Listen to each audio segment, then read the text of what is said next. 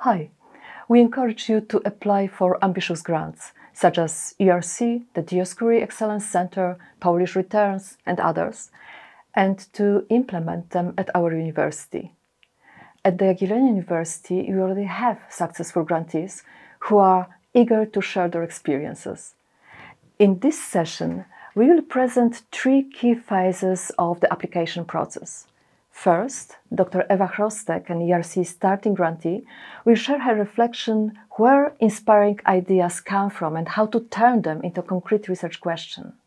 Next, Dr. Krzysztof Szade, also ERC starting grantee, will explain how to transform an idea into strong proposal, how to write good application.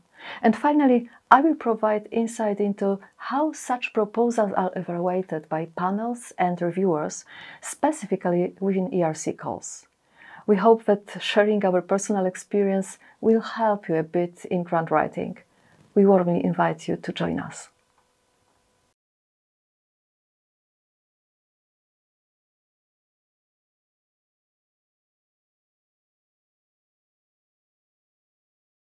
Hello everyone, my name is Ewa Chrostek and I'm the Associate Professor at the Jagiellonian University here in Krakow, and I'm also an honorary lecturer at the University of Liverpool. And today I would like to tell you about conceiving an ERC proposal, how to find your winning idea. And I'm currently running an ERC starting grant, Mechanovolbachia. And I would like to tell you today how I came across my winning idea. So, ideas are made of other ideas. I first came across this thought on Scott Berkrand's blog, and I later read his book Mindfire: Big Ideas for Curious Minds, where he describes this concept in great details. And taking this opportunity, I would like to also recommend his other book, The Year Without Pants, which helps you run your research team when you finally get your big grant. But coming back to the ideas. So they are nothing but combinations of other ideas, and the book gives amazing examples of a smartphone, for example, that is nothing but a computer combined with a phone, or a car, which is basically engine combined with wheels. So ideas are made of other ideas, but it is actually the surprising combinations of ideas that nobody came across before, that make for original and innovative solutions. For example, a forgotten technique which can help us answer a very contemporary question, or the other way around, a forgotten problem, problem that we don't talk so much about today, that we can only answer today, that was abandoned in the past because of the lack of tools. In order to come up with your big winning idea, you need to access a very wide range of ideas. So you need really to feed your mind other good ideas. And how to do that? First, and the most obvious advice is reading papers. However, if you're only reading what everyone else in your field is reading, you will all be coming across the same kind of ideas. So I would like to encourage you to think broadly, to find papers outside of your immediate field of interest, and to access the wealth of ideas they have to offer. Another way is by attending seminars. So it used to be that you could only attend seminars which are held at your institute on campus, but pandemic changed all that, and nowadays we can subscribe to any seminar series, we can join any community in the world, and they do offer online seminar series, so you can really access a wealth of ideas. When I do advise my students to attend seminars, even those on campus, I often hear that they are not relevant to our research, so they don't go. My answer to this every time is that whether something is relevant or not, you can only judge after the actual seminars, because you never know what kind of science, what kind of solutions the speaker will present. So you can go to a seemingly unrelated seminar and find out that it is actually very relevant for your own work.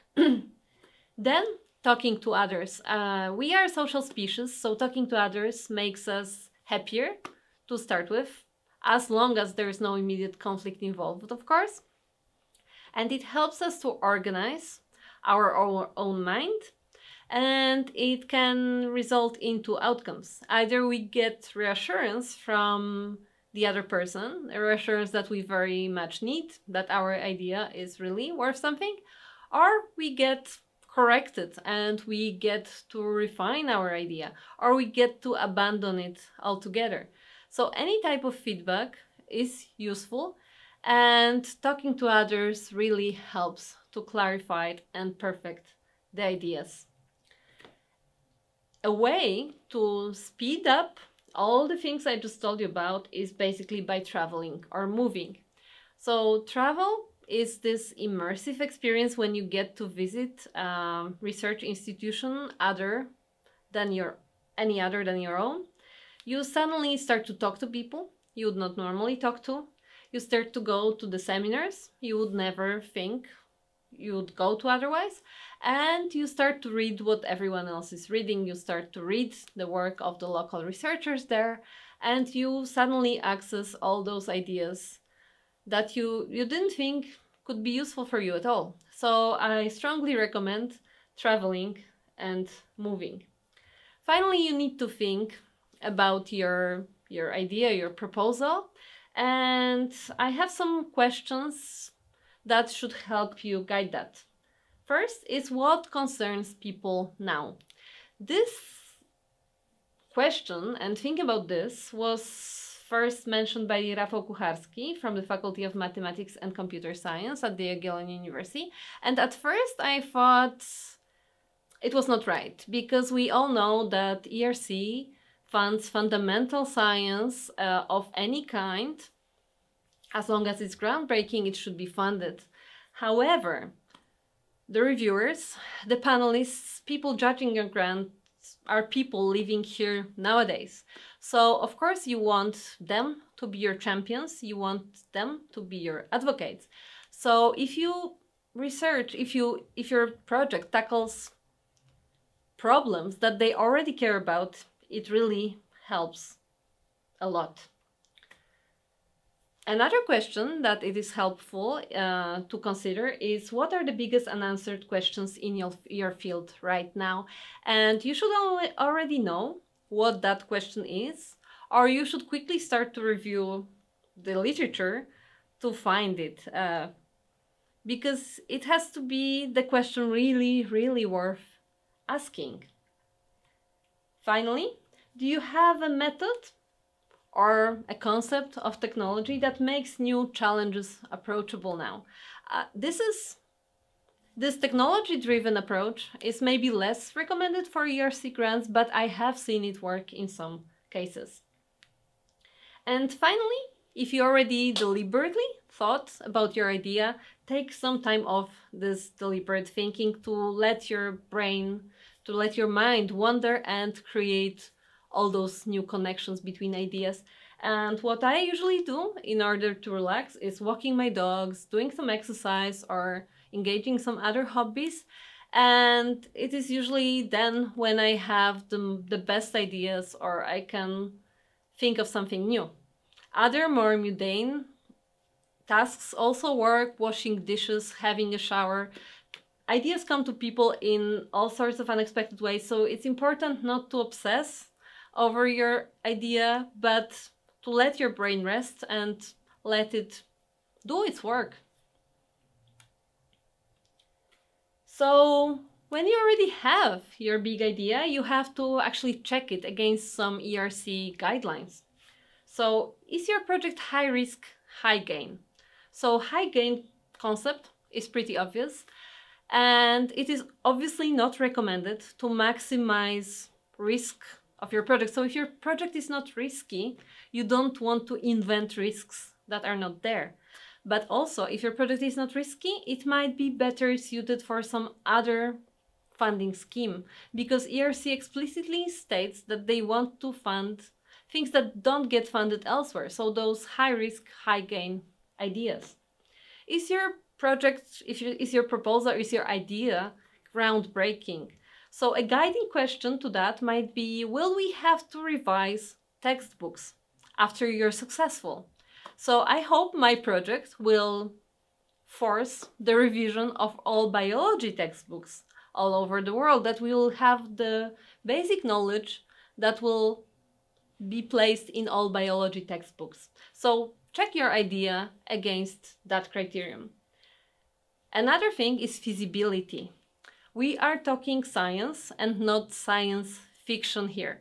So with those groundbreaking ideas, with those really big, high risk, high gain concepts, you have to make sure that you have sufficient preliminary data, or that you have sufficient logic and evidence that your approach will actually work. And this is a very important thing. And finally, and it relates a bit to what I told you before about people caring, is the project timely? So is it now the best way to do it, both methodologically, in terms of your career progression, but also if that's something that people care about nowadays, if they'll be excited when you're successful with your project. So I would like to finish with just a few tips for the general grant preparation. So start thinking about your grant, start thinking about your idea way ahead of the deadline, and I mean years. You should be on the outlook for those new ideas all the time throughout your career, because brain rarely works on a tight clock, so you always have to be on the lookout for those big ideas.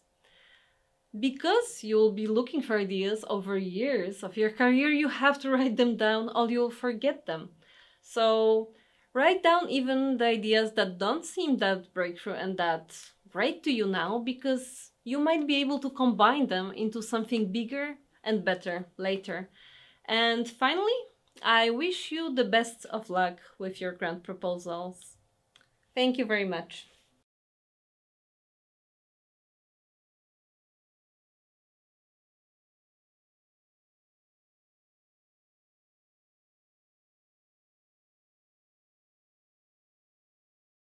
Hello, my name is Krzysztof Szade from Laboratory of Stem Cell Biology at Jagiellonian University in Krakow in Poland. Today I would like to share with you some kind of ideas and maybe some tips how to prepare a ERC application, where to find ideas and how to put them on paper. But be aware that this is only one of possible ways. There are many different roads and strategies that you should look for to look for different perspectives, different point of views. So please treat this like one of this perspective how to prepare a grant application. Of course, the most often question that we get is my project good enough to apply for ERC application? Of course, this has to be answered in the light if your project is based on good and significant scientific idea. However, there is one point that a lot of people sometimes overlooked. It's often to hear that, you know, the science itself is enough to make a good project. All the rest are the methodology and tricks. And yes, this is true, but I've seen many projects that have really good scientific idea underlying the project, but it was presented in such way that it could not be well understood. So that it was like a hidden pearls that, you know, they are really beauty and shiny but can't be seen. So yes, the scientific idea is the most important. All the rest are methodology and tricks, but they are important to present your idea in a good way that will be catchy for the reviewers. And now, of course, we often say that our research, the research that has to be to be applied for ERC, had to be a groundbreaking, ambitious, and kind of a frontier research project. Of course, but you know, it's always hard to answer what does it mean, yes, and verify if my idea really fits into this definition. So, one kind of advice I would like to propose is that, you know, you to apply for ERC grant, you have to know what are the main scientific problems in your in your field. You have to have a constant attitude to seek these problems, to define the problems in your field. And you have to wake up in the morning and ask yourself, okay, so this model shows this kind of answer, and a different model shows for the same kind of question different answer. Why is that? This requires a lot of reading, a lot of discussion, taking part in conferences, but this is the attitude that will select the problems, that will select the ideas that solve the important problems in your field. Other thing is that, especially in my field, so in biology field, we deal with so many variables, and that's why we need to control the experiment in so many different ways, in very specified details, to have a lot of controls and verify. And this is of course important. This is why we should do experiments, but this is kind of a trap as well, because we are stuck in details, and sometimes we lack a view, a broader view, how to find rules, laws that can explain much broader kind of biology or science in general than this concrete experiment. So this is something that I think is important when you think about the idea for the ERC grant application. Think about model and idea and hypothesis that can unify different questions from different models, from different points of view, into the one research project.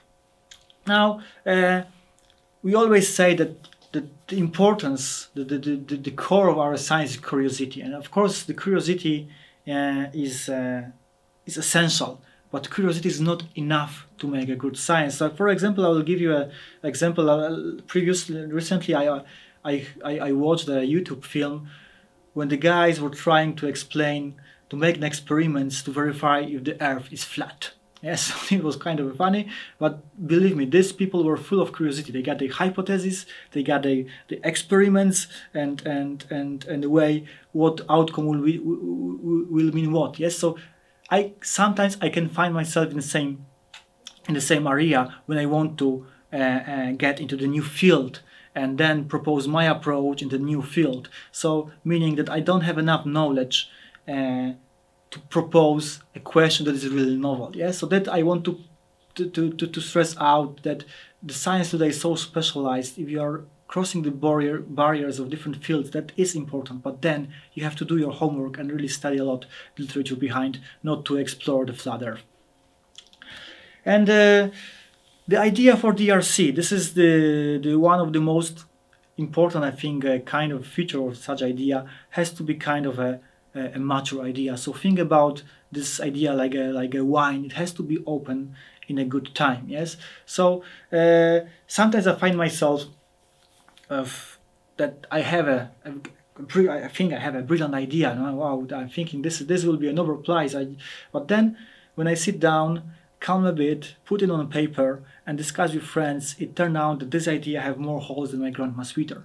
Meaning that the idea that you want to start your grant application has to be really mature. It's hard to find a catchy idea in a few days and put it on a paper. That's why you always have to think that your idea, when you start your preparation, has to be already matured, already polished. Yes, because otherwise, you look, you have an imagination how your project will look greatly at the end, but instead, when you finish the project, it will look much less, spicy than you would like to.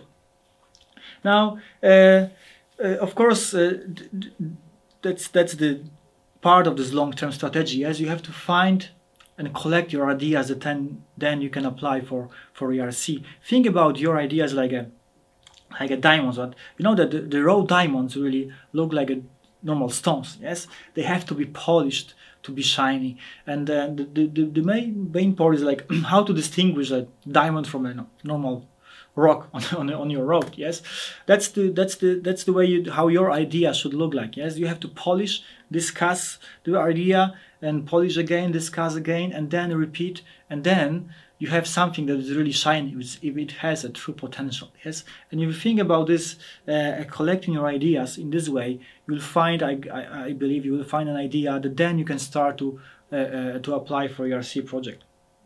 Now, let's go to the more detailed and more practical section, maybe. Most of the grants can be written according to the structure where you got like aims of the project or science-specific aims, that you have a significance, innovation, and then the whole work plan in this scheduled in your project. Now, the feasibility also is, of course, a sensible part to explain, to prove that your project is science and not science fiction, of course. Now, the most important question, this is like, despite all the structure, the most important question that you have to ask first is what? So what? So what will happen when you complete the project? What will happen when you complete the project that is not possible right now? Yes, and the reviewer, I guess, want to recognize your project in the order what is first, then why you want to do this, then who, and at the end, and when he got the idea, you explain how you want to conduct the experiment actually. Yes. Now that goes to the point that the first page of the project is really sometimes overlooked. That is really important part of your application. Yes, within the specific first page, specific games or games of the project, you have to catch the reviewer and keep him tightly to the end of your application. Yes, and I think that the scheme and discipline kind I would like to present you right now in preparing this first page may be very helpful for the whole project outcome, as well might be helpful to select the ideas that you want to apply for your ERC grant. Now, this is that I want to propose actually, yes, that you can prepare, like when you want to select your ideas for your ERC grant, you can prepare this first page for each of your potential ideas that you want to apply and want to foresee in the future, and then see if this first page is looking good, whether the rationale is there, and that will give you idea. Okay, this is the rock that can be shiny, and that you can apply for a grant in the future. Yes. Now, here I would like to present you some kind of a logical flow on this first page of the project that I was always following through when I'm preparing my own grants, not only ERC grants. And this is like a big credit for Russell and Morrison Grant Application Writers Workbook that is quite old but still very valid and precious. Yes. So generally we go through this scheme of logical flow when you start with gap in the knowledge, then that leads statement of the need, the overall objective, central hypothesis, critical thing, the specific aims, and the expected outcomes. It is very important, and over this first page you will show that the expected outcomes are really linked to the overall objective of the project. So let's start to discuss this each point in detail. Yes, so you start with the first paragraph. Yes, and you have and then the first sentence. You have the seconds to grab the reviewer's attention. Yes, so the opening sentence should sometimes like quite hook the attention. Yes, points to the general meaning of a project, but it can be obvious. Yes, you can't say, I mean, the cancer is the unresolved problem of our our community. And in this way, you didn't discover anything. You just lost one sentence of your precious first page. Yes, so think about the sentence that is hooking attention, but it's not trivial, it's not obvious. Yes, and then it's very important to put the current knowledge, so the background of your project. Yes, you have to shortly summarize the relevant facts in the field. So generally I would suggest this is something like one paragraph, 5 sentences, and here your scientific excellence should go through, because it is very hard to put the important background and select the really important points in 5 sentences that will lead to the gap in the knowledge. So this is where your scientific knowledge of the field should really shine to put the project on the right tracks. Yes, and then this is the gap in the knowledge. Gap in the knowledge, that is something that drives your whole application. Yes, and it has to be super clear at the end of this current knowledge section. Yes, so when you go through the current knowledge section, the gap in the knowledge should be obvious there, and that should be obvious. What is obvious, of course, is the statement of the need. So this is what is statement. What is the difference between gap in the knowledge and statement of the need? The statement of the need are the consequences of not meeting actually what will be missing with you when you won't fill the gap in the knowledge. Yes, and here while the gathering knowledge is defined in a good way, I think the overall objective should be super obvious, and it should be should be able to define for the people who are reading the project. Of course, you have to state this in a very clear way, but when the first part is good, the overall objective should be some kind of obvious for the reviewer, for the reader. Yes. Now, then even if the aim of the project is there, I would like to present it in a quite disciplined order. Yes. So first of all, I always try to present what is the long-term goal, not even for this particular project, yes, but where I am with my scientific activity in the future. I should show that I have a picture, I have imagination, what my activity should bring, yes, what is the main question that will drive my my science through the years. And this overall objective of this proposal, that you have to really stress that this overall objective of this project is to, and has to somehow, of course, fit into this long-term goal. And then there is a central hypothesis, and I think this is a crucial thing. Sometimes people say that this is some kind of redundant thing, that central hypothesis and overall objective of the project is kind of the same.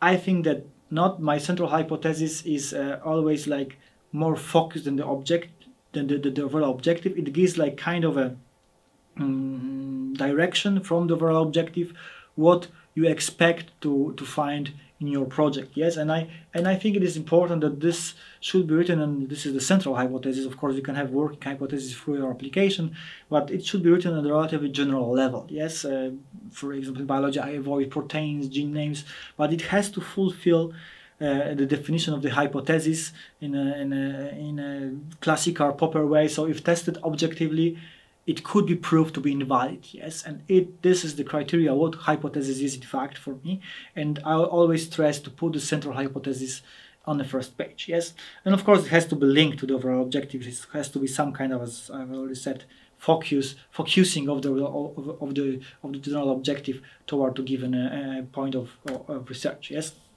And what I would like to stress out is I think that the ERC applications are not a good kind of grants that you apply with so-called fishing expedition. With a fishing expedition, I mean, nowadays there are a lot of screening studies. When you screen through all of these big data databases, you will create big data database, and then the assumption is I will always find something within this database. Yes, of course, this is possible. I think that you can include in your application some kind of screening approach in biology, for example, large-scale sequencing or something like this.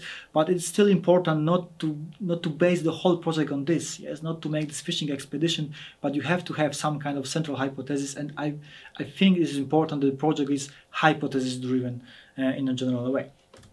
Now, then you have to propose some kind of a work plan. Yes, and this work plan I always call specific aims of a project. They have to verify the hypothesis, but I think what is important, it should not be dependent one on each other. Yes, meaning that when I'm not fulfill the aim 1, I will also do aim 2 and aim 3. Yes, so it has to be complementary, but it has to be independent in a way that are not dependent on each other. If one fails, that there is a problem, of course. Yes, of course. And on the first page, you should provide some kind of explanation, 2-3 sentences already, to give an idea that what are the specific aims. Of course, you will explain them more in details in the whole application later. Yes.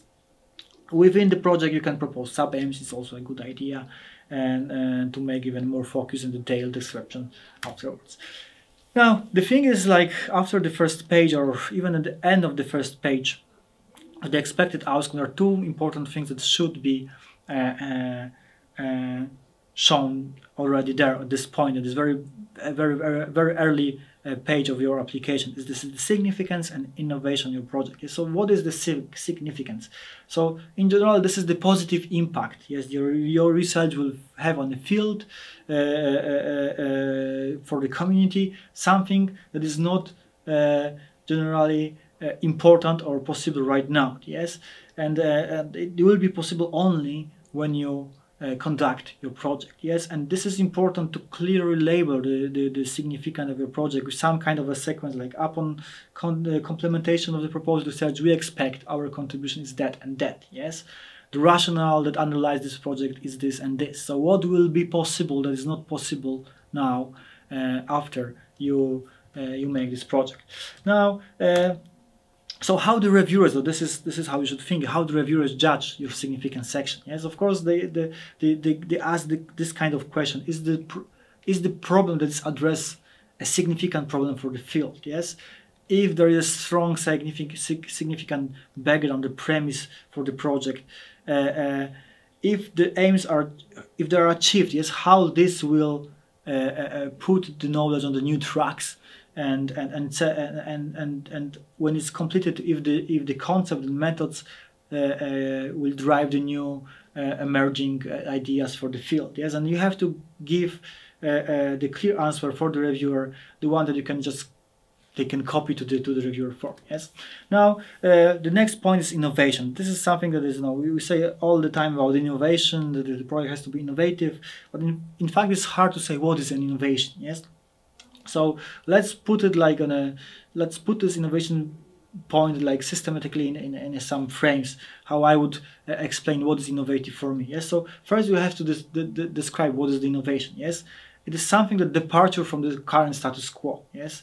Something that will enable the new horizon. Yes. So when you write an innovation part for your grant, first thing you have to do is to define that what is the status quo right now? What is the stagnancy in the field? Of course, it has to be done in a diplomatic way, because you have to acknowledge all the science that will really break through and lead to this point that you are right now. Yes, but now you have to show, okay, so we did all the studies, but now we are standing the same point for some time, and you have to move further. So we have to define that we are standing in one point, and there is a need to move next. Yes, so this is why you have to define the status quo. So first define what is status quo, then statement of the innovation. So now it should be clearly visible that you are crossing this point, crossing this wall, and putting you have to clearly define that my proposed research is innovative because I'm overcoming this status quo with this and this, with this approach, with this idea, with this new method, for example. Yes, or the aspect was overlooked that has to be more studied more in detail. Yes, and then at the end of this innovation part, I would say that you have to describe what will be possible after this break, after you break down all the barriers, the status quo barriers that you really define at the beginning. Yes? So this is how I will stress, how I would put the innovation part to make it more concrete into the ground. And next, yes, how the project is verified. So you have to answer when you read your project, you have to answer the question: does the project challenge and try to shift the current research paradigms, or are the concept novel to the field of research, or novel in the broad sense? Yes, so this is kind of a question that the reviewer asks, and you have to also present in the way that it will be easy to find the answer for them in the project. Yes, and when you're writing and preparing finally your application, I would like to say that it's very important to discuss your project with as many colleagues, critical reviewers, and gather as many critical comments as possible, because often it's like the science is so specialized right nowadays that even the most comprehensive ERC panel is not. It has to be written in the general level to be understood for general scientists in your field, not very specialized only in your given subfield. Yes, so collect as many ideas from the people, as many comments from the people outside of your field when you're writing the project. Now, if you get to the second stage, then you are going to have a review of ERC panel. Of course, then you have to prepare yourself well and perform as many mock panels as possible. And there are institutions that can help with you with that. There are, of course, ask colleagues, ask the professors that work with you to help you with these mock panels. That really helpful. Yes. Now there is last thing that when you're talking about putting the idea on a grant, the grant on the paper, is that you have to write. You have to perform a good scientific writing. What's the scientific writing? Yes. Think about this like this: that the reviewer that will read and judge your application is always in a hurry as you, yes, and it can be written in a plane, in a train, and it has during the same evening to review other projects as well, yes. That means that you have to write in a really super clear way that is easy to read and easy to follow, and the logical flow has to be really flow and like a carpet ride. This is not a literacy competition. Forget about all the rules and super stylish frames and so on. It has to be clear in a way that you respect and save the RAM memory of your reviewer. So use this writing style, and for me there's fine main features of the scientific writing is a clarity, cohesion, coherence, emphasis and concision, and this is like all of these points when you read and write. The project has to be fulfilled to really be clear enough and easy to follow for the reviewer. So with all of this, I wish you a good luck with finding the ideas for your scientific projects and successfully putting them on a paper and finding the agency that will find your best ideas. Thanks, good luck.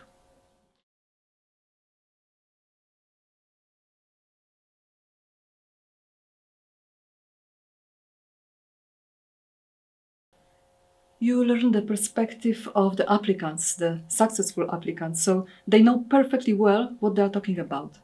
But once submitted, the application is assessed by panelists and by reviewers. So let me give you that perspective.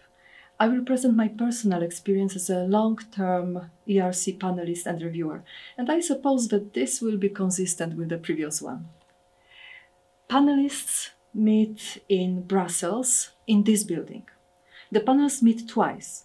At first meeting, they decide which proposals will go to the second stage, evaluation by the external reviewers. And then the second meeting, which proposal will be financed. There are 4 main types of projects. 3 of them are quite similar: starting, consolidator, and advanced. These are grants for individual researchers at various stages of professional development. Synergy grants are intended for cooperation between several research teams. There are also proof of concept grants, but these are for grantees implementing basic projects. And please note that you can apply for additional funds, for equipment, for research infrastructure. This must be wisely justified, but it is worth considering. We have positive examples at our university that it is worth trying. Some statistics.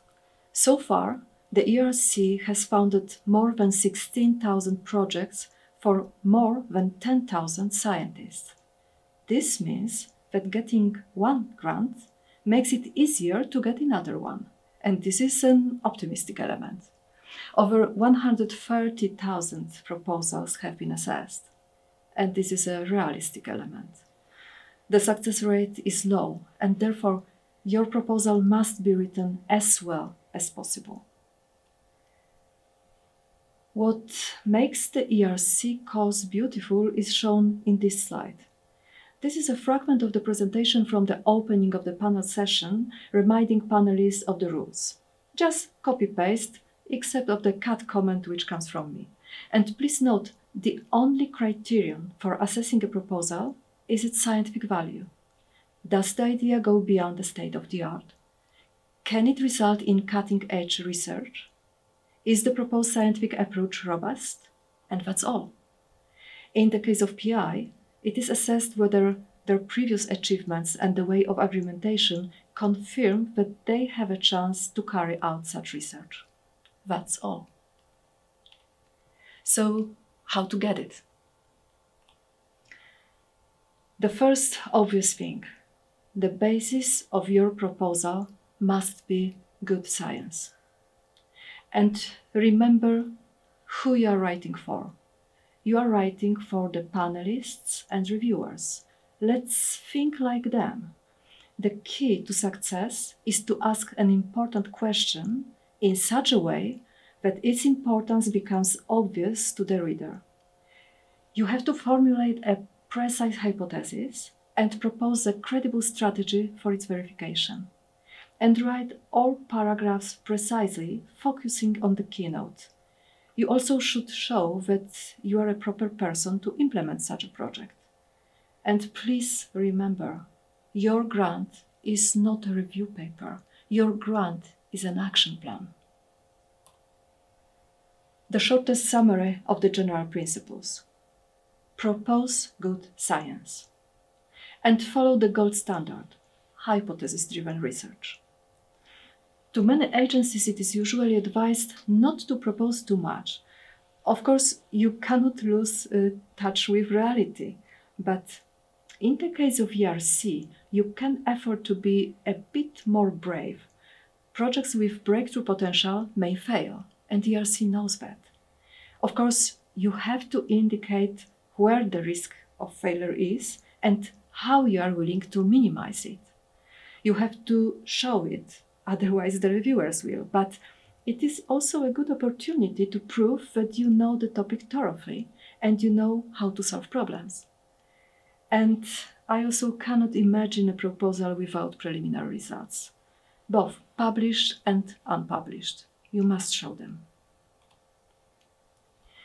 And one never-changing rule. Writing always takes longer than you expect, regardless of whether you are an applicant, panelist, or reviewer. Deadline is coming. Panelists usually have 20 to 30 proposals for evaluation with short deadlines. They are overcommitted, overworked, and tired, and they work late at night. So make the panelist's job easier. Make it easy to understand things. Make it easy to find things, to find good arguments, and prepare a well-organized, clearly written text. This way, you have a chance to convert a panelist or reviewer into your advocate. And a secondary, simple, but also not negligible issue, editing. Keeping in mind the comfort of the reviewer work, use a consistent layout, aided by headings, subheadings with the same scheme predictable throughout the text. And remember that less means more. And remove all unnecessary work. Use a readable font, keep proper margins and space between paragraphs. Let it be visible that you feel comfortable with this format. It's your natural environment. You are a professional. And finally, try to remove typos. Of course, your project won't fail because of typos or editing, but sloppy writing may be associated with sloppy science, so avoid that. How the panel works? There are 2 stages of evaluations. In the first stage, panelists have an access to short B1 versions of all proposals, but work directly only on some of them. The panelists can serve as a primary reader, that means the person who presents the proposal and discusses its strengths and weaknesses, usually 5 to 10 proposals, and as a secondary reader for the next 5 to 10 proposals. The secondary reader, similarly to primary reader, prepares opinions.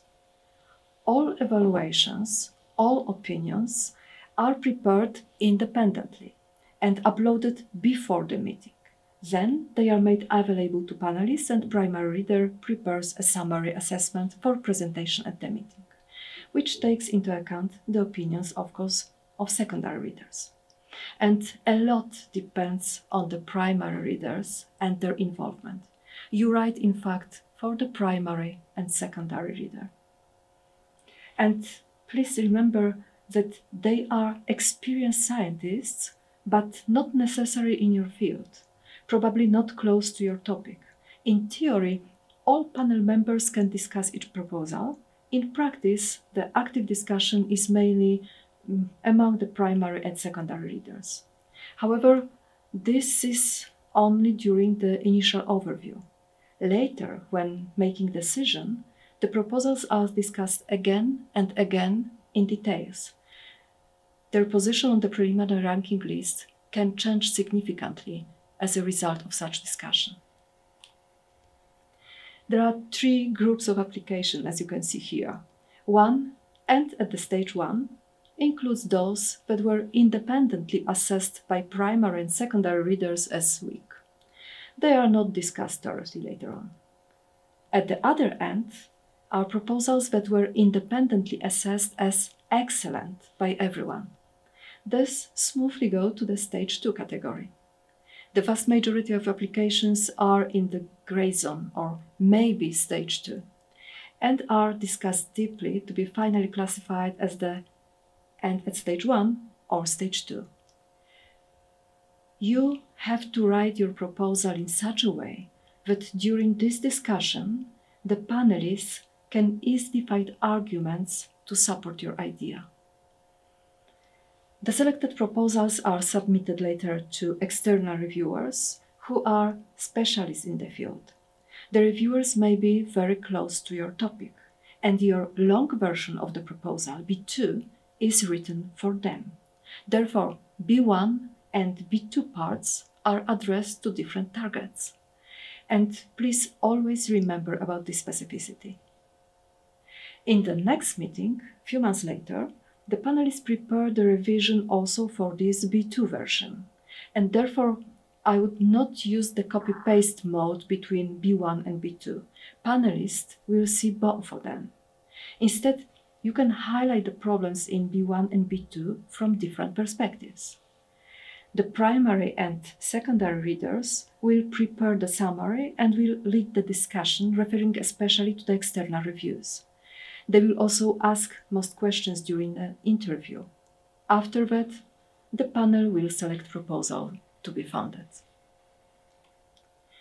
So, what are the major parts of your proposal? First is an abstract. Second, and absolutely crucial, is B1 part for scientists of your discipline but not very familiar with the field. And B2 part, 14 pages of full description for experts in the field. Here you can see how panelist works. There is a layout to evaluate research proposal at the first step. We have to assess groundbreaking nature and potential scientific impact of the proposed research, and we give a score from 1 to 5, and then we write a comment justifying this ranking. Then we evaluate the scientific approach, its feasibility and robustness. And again, there is a score and comment. By the way, ERC is very polite and names of scores can be a bit misleading. For example, good means above average. Really good scores are called excellent and outstanding. Evaluation of your specific aims and feasibility can have some pitfalls. Thus, a fatal flaw, such kiss of death, is success of specific aims depends on success of previous specific aim. The aim is interdependent. Okay. But another fatal flaw is the proposal is unfocused. The specific aims are not related. So, kind of squaring of circle, and you have to find balance. In case of risky strategies, you should propose a reliable contingency plan. If the subsequent aims are really depending on the success of the first research task, then this first research task must be straightforward and must be supported by really convincing data. At step 2, based on B2 part, reviewers and panelists evaluate research methodology and resources.